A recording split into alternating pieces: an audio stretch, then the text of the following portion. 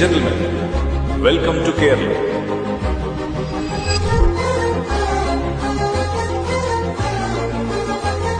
Guys, where are we? Welcome to Priya diaries. ಮತ್ತೆ ಹೊಸ ಊರು ಹೊಸ ವಿಡಿಯೋ ಜೊತೆ ಬಂದಿದ್ದೀನಿ. ಇವತ್ತು ನಾನು ಹೋಗ್ತಾ ಇರುವಂಥದ್ದು ಕೇರಳದ ಒಂದು ಸುಂದರವಾದಂಥ ಒಂದು ಪ್ಲೇಸ್ ವಯನಾಡ್ಗೆ. ತುಂಬ ಜನ ಕೇಳ್ಬೋದು ಏನು ಡಿಫ್ರೆನ್ಸ್ ಇದೆ, ವಯನಾಡ್ ಮುನ್ನಾರ್ ಎಲ್ಲ ಕೇರಳನೇ ಅಲ್ವಾ ಅಂತ. ತುಂಬ ಡಿಫ್ರೆನ್ಸ್ ಇದೆ. ವಯನಾಡು ಅಲ್ಲಿರುವಂಥ ಪ್ರದೇಶಗಳೇ ಬೇರೆ, ಹಾಗೆ ಮುನ್ನಾರಲ್ಲಿರುವಂಥ ಪ್ಲೇಸಸ್ಗಳೇ ಬೇರೆ ಆಗಿರುತ್ತೆ. ವಯನಾಡ್ ಅಂತ ಬಂದರೆ ಅಲ್ಲಿ ದಟ್ಟ ಅರಣ್ಯಗಳಿರುತ್ತೆ, ಗುಹೆಗಳಿದೆ, ಜಲಪಾತಗಳನ್ನು ಜಾಸ್ತಿ ಕಾಣ್ಬೋದು. ಬಟ್ ಮುನ್ನಾರ್ ಅಂತ ಬಂದರೆ ಬರೀ ಟೀ ಎಸ್ಟೇಟ್ಗಳಿರುತ್ತೆ ಅಲ್ಲಿ. First time Kerala bus travel ಮಾಡ್ತಾ ಇರೋದು. ತುಂಬ ಡಿಫ್ರೆಂಟ್ ಆಗಿದೆ ಕರ್ನಾಟಕ ಬಸ್ಗಳಿಗೂ ಕೇರಳ ಬಸ್ಗಳಿಗೂ. ನಾವು ಹೋಗ್ತಾ ಇರೋದು ಕಲ್ಪೆಟ್ಗೆ, ಯಾಕಂದರೆ ನಾವು ಸ್ಟೇ ಬುಕ್ ಮಾಡಿರೋದು ಕಲ್ಪೆಟ್ಟಲ್ಲಿ. ಸೊ ಮುಂದೆ ನಾನು ಯಾವ ಪ್ಲೇಸ್ಗಳಿಗೆ ಹೋದೆ ಅಂತ ಡೀಟೇಲಾಗಿ ಹೇಳ್ತೀನಿ. ಆಲ್ಮೋಸ್ಟ್ ನಾವು ಬುಕ್ ಮಾಡಿರುವಂತಹ ಸ್ಟೇಗೆ ರೀಚ್ ಆದ್ವಿ. ಸೊ ಮೊದಲು ನಾವು ಹೋಗ್ತಾ ಇರೋದು ಕುರುವ ಐಲ್ಯಾಂಡ್ಗೆ. ಕುರುವ ಐಲ್ಯಾಂಡ್ ಯಾಕೆ ಫೇಮಸ್ ಅಂತ ಹೇಳಿದ್ರೆ, ಇದು ಕಬಿನಿ ನದಿ ಮಧ್ಯದಲ್ಲಿರುವಂಥ ಒಂದು ದ್ವೀಪ. ಸೊ ಇಲ್ಲಿಗೆ ಹೋಗಬೇಕು ಅಂತ ಹೇಳಿದ್ರೆ ನಮಗೆ ಯಾವ ದೋಣಿನೂ ಸಿಗಲ್ಲ, ಏನೂ ಸಿಗಲ್ಲ. ಸೊ ಬಿದ್ರಿಂದನೇ ಎಲ್ಲೇ ಹೋದ್ರೂ ಬರೀ ಬಿದ್ರಿಂದನೇ ಮಾಡಿರ್ತಾರೆ. ಸ್ಟೆಪ್ಸ್ ಇರ್ಬೋದು, ದೋಣಿ ಇರ್ಬೋದು, ಎಲ್ಲನೂ. ಹಾಗೆ ನೀವು ನೋಡ್ತಿರ್ಬೋದು, ಅವ್ರು ಬರೀ ಹಗ್ಗದಲ್ಲೇ ದೋಣಿನ ಮೂಮೆಂಟ್ ಮಾಡಿಸ್ತಾರೆ. ಅಲ್ಲಿ ಏನು ಕೂಡ ಯೂಸ್ ಮಾಡಲ್ಲ, ಕೋಲು ಆ ಥರ ಏನೂ ಯೂಸ್ ಮಾಡಲ್ಲ. ಆ ಕಡೆಯಿಂದ ಈ ಕಡೆ ಪಾಸ್ ಆಗೋಕ್ಕೆ ಮಿಡಲ್ಲೊಂದು ದಪ್ಪವಾಗಿರೋಂಥ ಒಂದು ಹಗ್ಗ ಕಟ್ತಾರೆ. ಸೊ ಹಗ್ಗದಿಂದ ನಾವು ಪಾಸ್ ಮಾಡಬೇಕು ಆ ಕಬಿನಿ ನದಿನ. ಸೊ ಈ ಕಬಿನಿ ನದಿ ಮಿಡಲ್ ಹೋದರೆ ನಮಗೊಂದು ಚಿಕ್ಕ ದ್ವೀಪ ಸಿಗುತ್ತೆ. ಆ್ಯಂಡ್ ಈ ಪ್ಲೇಸ್ ಕೂಡ ನಮ್ಮ ಕರ್ನಾಟಕ ಬಾರ್ಡರ್ಗೆ ತುಂಬ ಹತ್ತಿರ ಇದೆ. ಜೂನಿಂದ ಸೆಪ್ಟೆಂಬರ್ ತನಕ ಈ ಪ್ಲೇಸ್ಗೆ ಯಾರನ್ನೂ ಹೋಗೋಕ್ಕೆ ಬಿಡಲ್ಲ, ಬಿಕಾಸ್ ರೈನಿ ಸೀಸನ್ ಆಗಿರೋದ್ರಿಂದ ರಿಸ್ಟ್ರಿಕ್ಟ್ ಮಾಡಿದ್ದಾರೆ. ಸೊ ಬೇರೆ ಟೈಮಲ್ಲಿ ನೀವು ಹೋಗೋದಿದ್ರೆ ಜಸ್ಟ್ ಗೂಗಲಲ್ಲಿ ಒಂದು ಸಲ ಚೆಕ್ ಮಾಡಿ ಹೋಗಿ, ಅಲ್ಲಿ ಏನಿದ್ರೂ ಅಪ್ಡೇಟ್ಸ್ ಹಾಕ್ತಾರೆ ಕ್ಲೋಸ್ ಆಗಿದ್ದರೆ ಏನೇ ಇದ್ರೂ. ಬಿಕಾಸ್ ಮಳೆ ಬಂದಾಗ ಪೂರ್ತಿ ನೀರು ತುಂಬಿಕೊಳ್ಳುತ್ತೆ. ಸೊ ಯಾರನ್ನೂ ಅಲೋ ಮಾಡಲ್ಲ ಇಲ್ಲಿ. ಆ್ಯಂಡ್ ಇಲ್ಲಿಂದ ಎಡಕಲ್ ಕೇವ್ ಕೂಡ ಹತ್ತಿರ ಆಗುತ್ತೆ. ನಾವು ಸ್ಟೇ ಮಾಡಿರೋ ಹೋಮ್ ಸ್ಟೇ ಎದುರುಗಡೆನೇ ಎಡಕಲ್ ಕೇವ್ ಇದೆ. ಹಾಗೆಯೇ ಇನ್ನೂ ಕೂಡ ಬ್ರಿಡ್ಜಸ್ ಸಿಗುತ್ತೆ, like glass bridges, 900 candy glass bridges ಇದೆ. ಅದು ಕೂಡ ತುಂಬ ಫೇಮಸ್. ಬಟ್ ಎಂಟ್ರಿ ಟಿಕೆಟ್ಸ್ ಇರುತ್ತೆ ಎಲ್ಲದಕ್ಕೂ.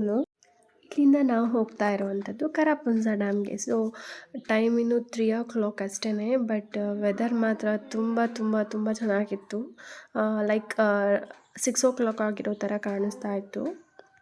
ಫುಲ್ ಫಾಗ್ ಇತ್ತು, ಮಳೆ ಬರ್ತಾ ಇತ್ತು. ರೋಡ್ ಕೂಡ ತುಂಬ ಚೆನ್ನಾಗಿತ್ತು ಸೊ ಆಲ್ಮೋಸ್ಟ್ ಡ್ಯಾಮ್ ಹತ್ರ ರೀಚ್ ಆಗ್ತಾ ಇದ್ವಿ. ಸೊ ಇದು ಎಂಟ್ರಿ, ಇವಾಗ ಏನು ನೋಡ್ತಾ ಇದ್ದೀರಾ.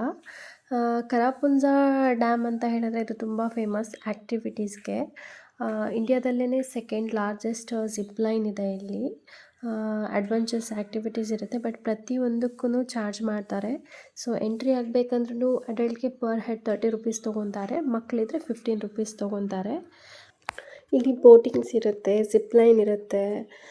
ಹಾಗೆಯೇ ಇಲ್ಲಿ ವ್ಯೂ ನೋಡೋಕ್ಕೆ ಹೋಗಬೇಕು, ಬಿಕಾಸ್ ಈ ಕಡೆ ಡ್ಯಾಮ್ ಇದ್ದರೆ ಡ್ಯಾಮ್ ಮೇಲೆ ಜಿಪ್ ಲೈನ್ ಹೋಗುತ್ತೆ.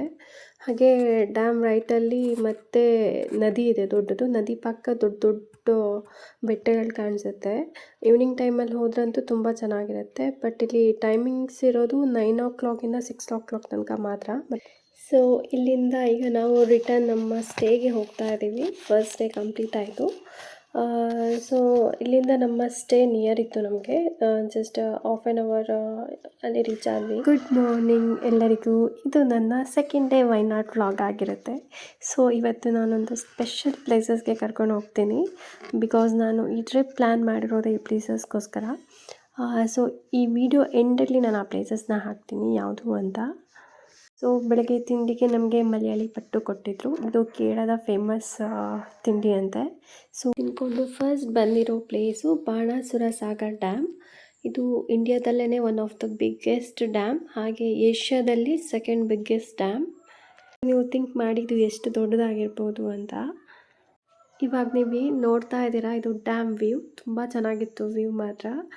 ಈ ಕಡೆ ನದಿ ಕೂಡ ಇದೆ, ಆ ಕಡೆ ಪರ್ವತಗಳು ಬೆಟ್ಟಗಳು ಕೂಡ ಇದೆ. ಇಲ್ಲಿ ಕೂಡ ಎಂಟ್ರಿ ಚಾರ್ಜಸ್ ಇರುತ್ತೆ. ಆ್ಯಂಡ್ 9 o'clock-ಇಂದ 5:30 ತನಕ ಓಪನ್ ಇರುತ್ತೆ. ಈಗ ನಾವು ಹೋಗ್ತಾ ಇರೋದು ಬಾಣಾಸುರ ಮಲ್ಲ ವಾಟರ್ ಫಾಲ್ಸ್ಗೆ. ಇದನ್ನು ಮೀನುಮುಟ್ಟಿ ವಾಟರ್ ಫಾಲ್ಸ್ ಅಂತ ಕೂಡ ಹೇಳ್ತಾರೆ. ಬಟ್ ಈ ವಾಟರ್ ಫಾಲ್ಸ್ಗೆ ಹೋಗೋದು ನಾಟ್ ಈಸಿ, ಯಾಕಂದರೆ ದೊಡ್ಡ ದೊಡ್ಡ ಬಂಡೆಗಳಿರುತ್ತೆ, ಅಲ್ಲಿಂದೆಲ್ಲ ನೀರು ಬರ್ತಾ ಇರುತ್ತೆ. ಸೊ ಗ್ರಿಪ್ಗೆ ಅಂತ ಏನೂ ಇರಲ್ಲ, ಹಗ್ಗಗಳನ್ನೆಲ್ಲ ಹಿಡ್ಕೊಂಡು ಹೋಗಬೇಕಾಗತ್ತೆ. ಸೊ ಇಲ್ಲಿ ಎಂಟ್ರಿ ಚಾರ್ಜಸ್ ಇದೆ. ಇಂಡಿಯಾದವ್ರಿಗಾದರೆ 50 ರುಪೀಸ್ ತೊಗೊತಾರೆ, ಫಾರಿನರ್ಸ್ ಆದರೆ ಅರೌಂಡ್ 200 ರುಪೀಸ್ ಪೇ ಮಾಡಬೇಕಾಗತ್ತೆ. ತುಂಬ ಹೈಟಲ್ಲಿದೆ. ಇದು ಕೇರಳದಲ್ಲೇ ಸೆಕೆಂಡ್ ಲಾರ್ಜೆಸ್ಟ್ ವಾಟರ್ ಫಾಲ್ಸ್ ಅಂತ ಹೇಳ್ತಾರೆ, ದೊಡ್ಡದು ಅಂತ. ಸೊ ನಾವು ಹೋಗಿರೋದು ಆಲ್ಮೋಸ್ಟ್ ಸಮ್ಮರ್ ಸೀಸನಲ್ಲಿ. ನೀರಿತ್ತು ಬಟ್ ಜಾಸ್ತಿ ಏನಿರಲಿಲ್ಲ, ಬಟ್ ಹೋಗೋದು ತುಂಬ ಕಷ್ಟ ಆಗಿತ್ತು.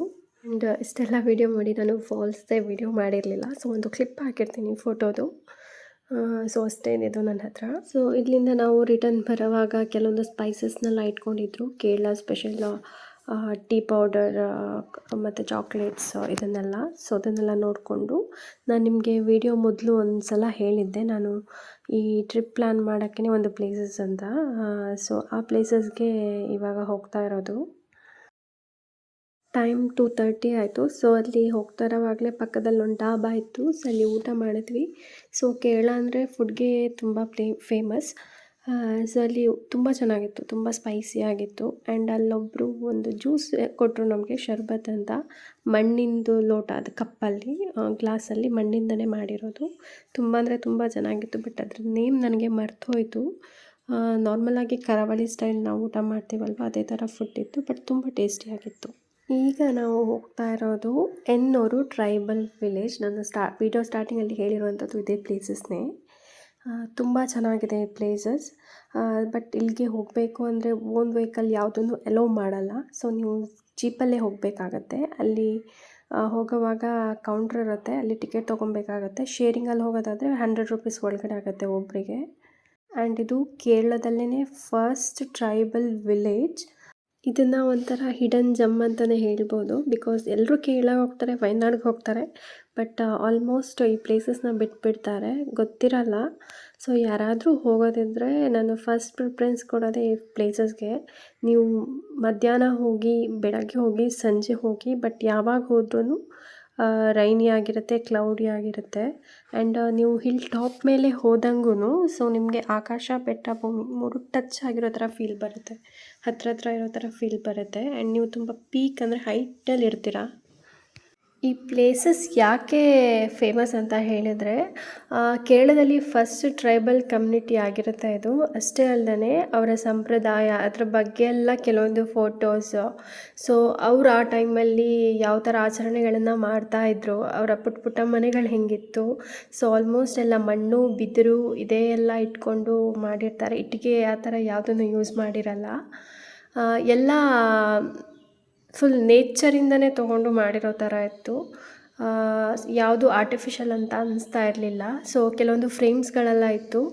ಅವ್ರ ಹಿರಿಯರು ಯಾವ ಥರ ಇದ್ದರು, ಅವ್ರದ್ದು ವೇಷಭೂಷಣ ಯಾವ ಥರ ಇರುತ್ತೆ, ಬಟ್ಟೆ ಯಾವ ಥರ ಹಾಕ್ತಾಯಿದ್ರು, ಯಾವ ಥರ ಕೆಲಸ ಮಾಡ್ತಾಯಿದ್ರು, ಮತ್ತು ಅವರು ಯಾವ ಥರ ಕೃಷಿ ಬೆಳೀತಾ ಇದ್ದರು. ಆ್ಯಂಡ್ ಅವರು ಯಾವ ದೇವ್ರನ್ನ ನಂಬ್ತಾಯಿದ್ರು. ಕೇರಳದಲ್ಲಿ ತೆಯ್ಯಂ ತುಂಬ ಫೇಮಸ್.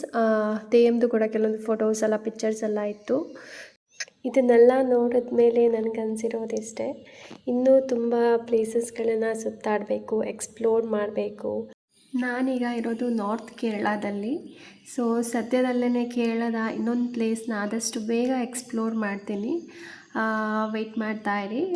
ಸೊ ಈ ಚಾನಲ್ಗೆ ಸಬ್ಸ್ಕ್ರೈಬ್ ಮಾಡಿ. ಈ ವಿಡಿಯೋ ಇಷ್ಟ ಆದರೆ ಒಂದು ಲೈಕ್ ಮಾಡಿ. ಮುಂದಿನ ವಿಡಿಯೋದಲ್ಲಿ ಮತ್ತೆ ಹೊಸ ಜಾಗದಲ್ಲಿ ಸಿಗ್ತೀನಿ. ಬಾಯ್ ಬಾಯ್.